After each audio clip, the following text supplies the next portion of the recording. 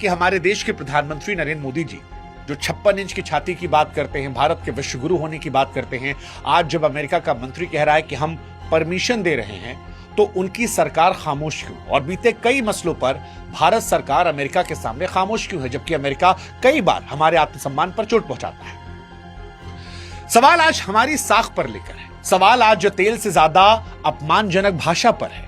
भारत सरकार और विदेश मंत्रालय की चुप्पी आज चुभने वाली है।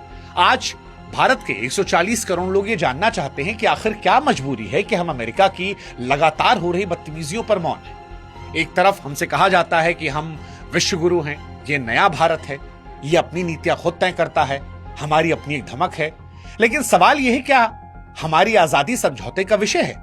जिस 56 इंच के सीने से भारत के विपक्ष को जवाब दिया जाता है, भारत में भाषण दिए जाते हैं, वो साहस अमेरिका की इस व्यापारिक दादागिरी पर क्यों नहीं दिख रहा?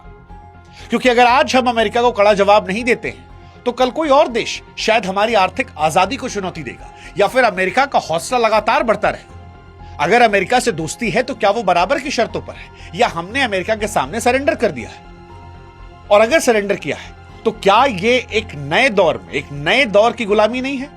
संप्रभुता का असली टेस्ट संकट के समय होता है और जनता यह देख रही है कि क्या भारत अपनी नीतियों के लिए वॉशिंगटन का मुंह ताक रहा है या दिल्ली से बड़े फैसले लिए जा रहे हैं। यह सवाल बड़ा महत्वपूर्ण है और इस सवाल का जवाब मुझे लगता है कि देश के प्रधानमंत्री या देश की सरकार या देश के विदेश मंत्रालय को स्पष्ट शब्दों में देना होगा। कई मसले ऐसे थे जहां पर खामोशी कूटनीति का हिस्सा हो सकती थी, लेकिन इस बार जो आक्षेप या कहें कि जो बदतमीजी अमेरिका की तरफ से की गई है वो देश के आत्मसम्मान और स्वाभिमान पर है। और आत्मसम्मान और स्वाभिमान किसी भी रिश्ते में सबसे बढ़कर होता है।